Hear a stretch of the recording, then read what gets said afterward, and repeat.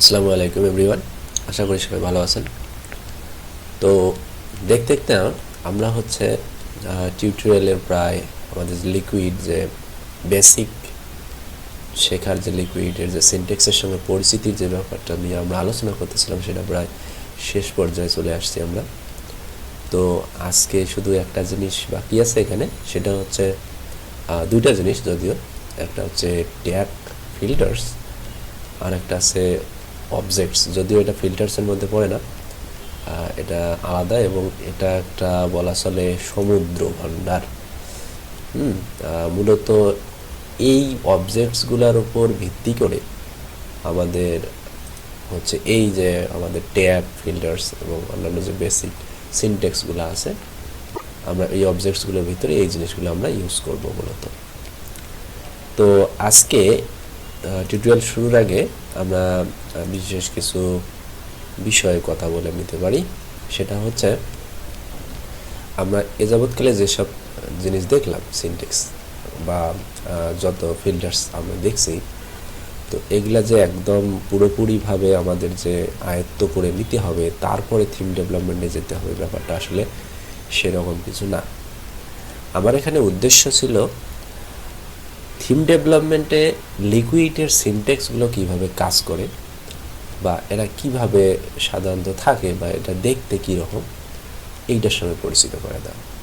কারণ থিম ডেভেলপমেন্টে আসলে খুব বেশি কিছু এরকম আমাদের লজিক্যাল অপারেশন থাকবে না, বিশেষ বিশেষ কিছু জায়গায় আমাদের কিছু লজিক্যাল অপারেশন দরকার হবে। এবং মজার ব্যাপার হচ্ছে আমরা সেম জিনিসটাকেই বারবার রিপিট করে করে থিম ডেভেলপ করতে পারবো। মানে ব্যাপারটা হচ্ছে একটা জিনিস যদি আমরা একটা লেআউট যদি বানা শিখে যাই, বা সেই লেআউটে কি কি ধরনের অবজেক্ট এবং সিনট্যাক্স আমাদের লাগতেছে বা অপারেশনাল ব্যাপার স্যাপারগুলো কী কী থাকতেছে, এগুলো যদি আমরা একবার জেনে নিতে পারি, যে কোনো থিমে যখন আমরা ডেভেলপ করতে যাব সেটাই কাজে আমরা বারবার ইউজ করব, মানে রিপিটেডলি সেগুলাই আসবে ঘুরে ফিরে। এটার কারণ হচ্ছে, চিন্তা করেন, একটা হচ্ছে আমি যদি ই কমার্স সাইট যদি আমি চিন্তা করি, তো একটা ই কমার্স সাইটের কী কী থাকতে পারে। তো একটা ই কমার্স সাইটের মূলত বেশ কিছু লেআউট থাকে যেগুলো হচ্ছে কমন, মানে থাকবেই। যেমন হচ্ছে হোম পেজটা, ওকে, ইন্ডেক্স পেজ যেটা আমরা বা শুরুতে যে ল্যান্ডিং পেজটা আমরা পাই সেইটা হোম পেজ একটা থাকবে। এরপরে থাকবে কি একটা প্রোডাক্ট পেজ, এটা কিন্তু মানে থাকবেই। প্রোডাক্ট ডিটেলস পেজ, যেটা আমরা একটা প্রোডাক্টে ক্লিক করলে প্রোডাক্টটা সম্পর্কে যা কিছু আছে ইনফরমেশন আমাদের চলে আসবে। এরপরে এই প্রোডাক্টটাকে যদি আমরা কার্টে অ্যাড করতে চাই তাহলে আমাদের একটা কার্ট পেজ লাগবে। তাহলে পেজগুলো কয়টা? Home page, product page, cart page. এরপরে হচ্ছে আমি যদি বলি কালেকশন পেজ, কালেকশনস এবং কালেকশন পেজ, এই দুটোর মধ্যে পার্থক্য হচ্ছে আমি যখন বলতেছি কালেকশনস, তার মানে কালেকশন অফ কালেকশনস, তার মানে অনেকগুলো কালেকশন নিয়ে যে কালেকশন স্পেসটা হবে সেটা হচ্ছে কালেকশন স্পেস। এটার একটা লেআউট, যদিও এটা অনেক খুব একটা ইম্পর্টেন্ট না, কারণ মানুষ রেয়ারলি হচ্ছে কালেকশন স্পেসে ভিজিট করে। কারণ মানুষের মূলত যদি কেউ কোনো কিছু মানে কাস্টমার যদি কোনো কিছু কিনতে চায় তাহলে সে হয় হোম পেজে থেকে দেখবে অথবা কালেকশন পেজে যাবে, কালেকশন পেজে যাবে এবং সেখানে গিয়ে প্রোডাক্ট ফিল্টার করে সার্চ করে সে সেই প্রোডাক্টটা কিনবে। তো কালেকশনস একটা লেআউট থাকবে, আর একটা থাকবে কালেকশন লেআউট। ওকে, কালেকশন লেআউট হবে কালেকশনস অফ প্রোডাক্টস, অনেকগুলো প্রোডাক্ট মিলে একটা কালেকশন তৈরি হয়। তো এটা হচ্ছে কালেকশন টেমপ্লেট বা লেআউট। তার মানে আমাদের হাতে এখন কয়টা টেমপ্লেট থাকলো? একটা index, product, cart, collections, collection, আর একটা থাকবে সেটা হচ্ছে চেক আউট। তো আমরা এই চেক আউট যেটা, সেটা হচ্ছে যে শপিফাই ডিফল্ট আমাদের দিয়ে দেয়। সো এটা নিয়ে আমাদের বেশি কিছু টেনশন করার নাই, কারণ এটা শুধু আমরা কাস্টমাইজ করব, জাস্ট এটাই, আর কিছু না। তাহলে এই লেআউটগুলো তৈরিতে আমাদের যে জিনিসটার প্রয়োজন পড়বে সেটা হচ্ছে এই অবজেক্টসটা। আচ্ছা, এই অবজেক্টে আসার আগে আমরা এই যে ট্যাগ নিয়ে কেন কথা বলতেছি না, কারণ এই ট্যাগ লিঙ্ক টু ট্যাগ এটা আমরা ট্যাগসের মধ্যে অলরেডি দেখে ফেলেছি এটা আসলে কাজ কি। তো এটার এখানে যেটা দেখানো হয়েছে অনেকগুলো টেক্সট, আমরা এখানে অনেকগুলো সিনট্যাক্স এখানে দেখতে পাচ্ছি, কারণ এটাকে রিপ্রেজেন্ট করতে গেলে এতগুলো টেক্সট কেন। আচ্ছা, আমরা সাধারণত লিঙ্ক টু ট্যাগ যেটা সেটা আমরা দেখছি যে ডিরেক্ট একটা এরকম আমাদের লিঙ্ক রিটার্ন করে, জাস্ট এতটুকু আমরা দেখছিলাম। তো এটা কোথার থেকে রিটার্ন করতেছে, এই ইউআরএলটা আমরা কোথায় পাবো, এইটাই হচ্ছে এখানে দেখানো হয়েছে। তো এই কালেকশন লিঙ্ক টু অ্যাড ট্যাগটা হচ্ছে আমরা যখন কালেকশন পেজে গিয়ে কখনো যদি ফিল্টার করি, যে ট্যাগ দিয়ে যদি ফিল্টার করি, সাপোজ একটা প্রোডাক্টের অনেকগুলো হচ্ছে ট্যাগস থাকবে।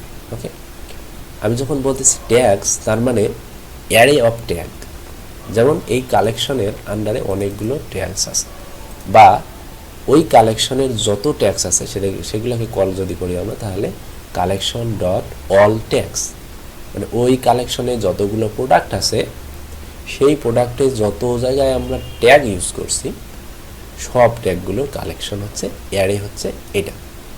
তো এখানে আর একটা জিনিস জেনে রাখা উচিত, সেটা হচ্ছে আমি যখন কালেকশন ডট অল ট্যাগস যখন আমি কল করতেছি তখন এটা কিন্তু একটা জিনিস ফিল্টার করে নিয়ে আসবে। সেটা কি?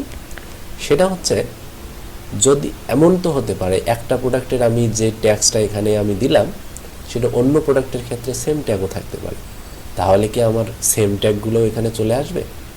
উত্তর হচ্ছে না, এই জিনিসটাই সে ফিল্টার করে নিয়ে আসবে। এটা হচ্ছে অভ্যন্তরে ঘটে, এটা আমরা দেখতে বা জানতে পারবো না, বা এটা জানারও আমার দরকার নাই। এতটুকু জানি যে কালেকশন ডট অল ট্যাগস আমাদের একটা অ্যারে রিটার্ন করে, সেটা হচ্ছে প্রতিটা ট্যাগ একবার করেই থাকবে, এরকম ট্যাগসের কালেকশন হচ্ছে অ্যারে হচ্ছে এটা। এখন এটাকে আমরা একটা ভেরিয়েবলের নাম দিলাম যে ট্যাগ, তার মানে যখন লুপটা আমি করতেছি একটা ভেরিয়েবলের নাম দিয়ে বললাম tag in collection dot tags, তার মানে এই অ্যারেটার একটা আমি লুপ করতে চাচ্ছি, যেটার আমি ভিতরে যাকে ডাকবো ট্যাগ নামে, এটা যে কোনো কিছু হতে পারে। তো এটা সিঙ্গুলার করে দিলাম এই জন্যে, কারণ আমরা যখন লুপের ভিতরে ঢুকবো তখন সিঙ্গুলারই এগুলোকে কল করবো একটা একটা করে, একবারই না। সো এটা অ্যারে যেহেতু এই জন্য এটার অল ট্যাগস বলতেছে।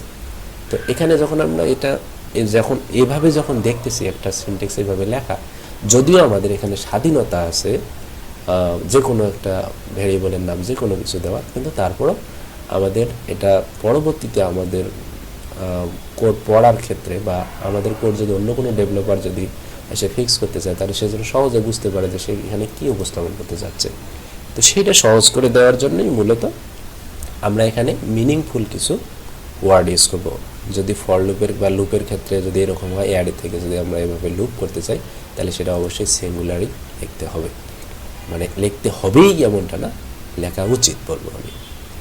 এরপরে আমরা ভেতরে দেখতেছি যে if current tags contains tag, যদি কারেন্ট ট্যাগ রিটার্ন করে, মানে একটা কারেন্ট ট্যাগস অলরেডি সিলেক্টেড আছে যদি সেটা থাকে তাহলে সেটা শুধু ট্যাগটা রিটার্ন করবে। হ্যাঁ, এটা আর কিছু না, শুধু ট্যাগের যে টেক্সট আছে সেটা রিটার্ন করবে। এখন যদি কারেন্ট ট্যাগ যদি সেটা না হয় এলসে ঢোকে, তার মানে সিলেক্টেড ট্যাগ তো শুধু একটাই হতে পারে মাল্টিপল হতে পারে। তো সেই সিলেক্টেড ট্যাগগুলোর একটা আকৃতি হবে, আর যেগুলো সিলেক্টেড না, মানে আমি যেগুলোকে হচ্ছে ক্লিক করতে যাব তো সেগুলোর চেহারা হবে এই যে এরকম, মানে লিঙ্ক থাকবে। আর যেটা অলরেডি আমার সিলেক্টেড ওটা তো লিঙ্কের দরকার নেই, ওটা তো অলরেডি সিলেক্টেডই আছে। আমি যদি আবার ক্লিক করি তাহলে অযথা ক্লিক করে আবার রিলোড দেওয়ার কোনো প্রয়োজন পড়ে না, তাহলে সেটা হচ্ছে শুধু ট্যাগ হিসেবে দেখাবে যে এই ট্যাগটা এখানে সিলেক্টেড। আর যেটা হচ্ছে লিঙ্কড করা থাকবে সেটা হচ্ছে ওই ট্যাগটা সিলেক্টেড না, যদি আমরা ওটা সিলেক্ট করতে যাই তাহলে ওই লিঙ্কটাতে ক্লিক করব। তার মানে আলটিমেটলি যেটা বোঝালো লিঙ্ক টু ট্যাগ হচ্ছে ওই ট্যাগটা যেটা আমরা এই ট্যাগের মধ্যে পাইলাম সেই ট্যাগটাকে একটা HTML হাইপার রেফারেন্স সহ একটা ইউআরএল আমাদের রিটার্ন করে বা লিঙ্কড করে দেয়। তো আমরা এখানে দেখতে পাবো যে এরকম যদি থাকে তো এই যে শেষে যে ফ্রেশ বা এরকম কিছু থাকে, এই যে এটা হতে পারে ট্যাগটা, সেই ট্যাগটা। ওকে, এই যে এক্সট্রা ইম্পর্ট্যান্ট, এগুলো হচ্ছে সেই ট্যাগ। তো এই ট্যাগগুলোকে এভাবে হচ্ছে লিঙ্কড করে দেবে, এখানে আর কিছুই না। অনুরূপভাবে এটাও অনেকটা একই রকম, string link to remove tag. তো এটার ক্ষেত্রে ওই যে লুপ করে যদি আমাদের রিমুভ করা লাগে, তাহলে এই যে এভাবে আমরা দেব। এই যে আমরা যে এখানে শুধু যে আমরা যেটা সিলেক্টেড করছিলাম, মানে সিলেক্টেড যে ট্যাগটা, সেটাকে আমরা শুধু রিটার্ন করছিলাম। তো রিমুভ ট্যাগটার কাজ কি, ওইটার মধ্যে আমরা যখন এরকম একটা ফিল্টার লাগাই দেব, তখন সে একটা কি করবে, রিমুভ করার অপশন করে দেবে। যদি আমরা ওটাতে ক্লিক করি, তাহলে ওটা যেটা সিলেক্টেড ছিল সেটা রিমুভ হয়ে যাবে, সিম্পল। আর বাকি যেগুলো আছে ওগুলা লিঙ্কড এরকম থাকবে। আর একটা আছে শুধু লিঙ্ক টু ট্যাগ। এগুলা হচ্ছে link to remove tag, link to add tag, এটা হচ্ছে অ্যাডের ক্ষেত্রে। আর এটা হচ্ছে একটা হচ্ছে রিমুভের ক্ষেত্রে, আর একটা হচ্ছে লিঙ্ক টু ট্যাগ, সরাসরি ট্যাগের সঙ্গে লিঙ্কড করে দেবে। যেমন এটার ক্ষেত্রে যতগুলো ট্যাগ আছে লিঙ্কড করে দেবে ওই ট্যাগের সঙ্গে। ওকে, তো আমাদের আলোচনার বিষয় ছিল মূলত আজকে এটাই। এবং অ্যাডিশনালি আমরা যেটা হচ্ছে নিয়ে আলোচনা করছিলাম, সেটা হচ্ছে এই যে অবজেক্টস এবং অন্যান্য আমাদের যে যত সিনট্যাক্সগুলো আমরা যে এতদিন যাবত যেগুলো শিখলাম, সেগুলো নিয়ে। তো নেক্সট ভিডিও থেকে আমরা হচ্ছে থিম ডেভেলপমেন্টে যাব।